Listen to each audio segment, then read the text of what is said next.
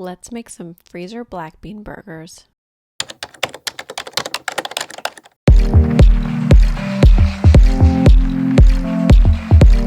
To start, in a small to medium skillet, we're going to add a half large white onion diced in addition to 3 cups of washed and chopped button mushrooms or cremini mushrooms. We want these to cook down. I don't cook them in oil. You can if you prefer them to be cooked in oil. I cook them with a little bit of water or veggie broth and cook them down until they're really nice and golden brown.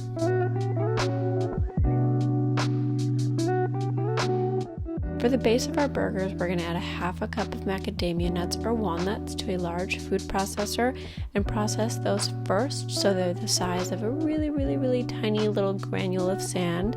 You don't want them to be very large. Afterwards, we'll add our mushrooms and onions. This will add a rich umami and meaty flavor to your black bean burgers, so make sure you add it all in there.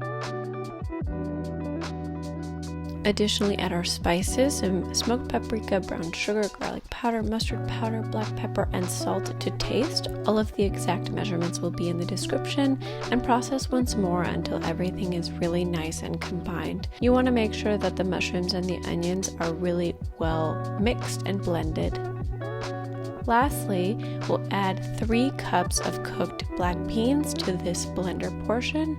You don't want to completely emulsify the black beans in your blender, but you do want them to be mixed down, blended down to a relatively small size. Feel free to wipe the sides of your blender as needed, but this texture with a little bit of some semi-whole black beans and some really nice pureed black beans is the texture I prefer.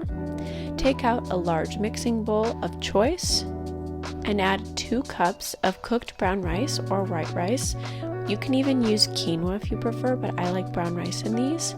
And add a half cup of gluten-free or regular breadcrumbs. This is completely up to you. Gluten-free, of course, is more gluten-friendly. Add your black bean mixture in addition to a 4th cup of sugar-free barbecue sauce. I'll leave the one I really like linked in the description for you all if you're interested in it. My husband and I use it often, and it's a really nice sort of semi-healthy alternative to regular barbecue sauce. With a spatula, combine everything until the breadcrumbs no longer are visible and neither are the brown rice granules.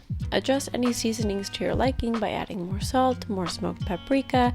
You can even add a little bit of liquid smoke if you prefer that really smoky taste, but since I added a smoky barbecue sauce, I did not do this. I like to then cook my patties on a cast iron griddle pan to get some really nice griddle marks. I just add a little bit of spray oil on the top, and I measure out about a half cup's worth of the mixture for each patty, shaping it with my hands. At times they may seem soft, these patties. You can choose to refrigerate them and they will get a little bit more stable, but because they are veggie patties, they tend to err on the side of softness.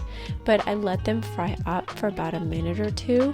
I can press them down, leave them as is, whatever you prefer, and let them cook until they have really nice char marks. The first time I did this, it did not look that pretty. The second time I did it, it turned out much nicer, simply because you gotta get the groove of it all. And I don't normally use my sort of griddle pan, so it was nice to change it up and use it. So do this with each half of your sort of burger combination. My burger mixture made 8 large burgers, which is really fantastic. It yields a high volume of food. And once they're done cooking on both sides, you can basically freeze them as is.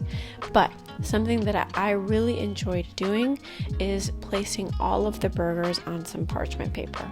So while I'm doing this flipping of the burgers, in the background I cut up 8 small burger-sized individual pieces of parchment paper that I then laid my burgers on top of.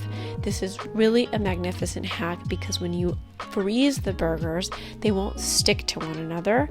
You can microwave them, you can kind of do some other defrosting tricks, but this parchment paper hack really comes in handy, and it will make your life super easy after you've traveled. If you're looking for a really healthy meal and you haven't had time to cook, it just makes everything much more simplified. So then you can freeze these as is and they'll last up to 6 months in the freezer. If you guys like this content, be sure to subscribe to the channel for daily shorts and full-length recipes every single Friday. See you next time and have a wonderful week ahead. Cheers.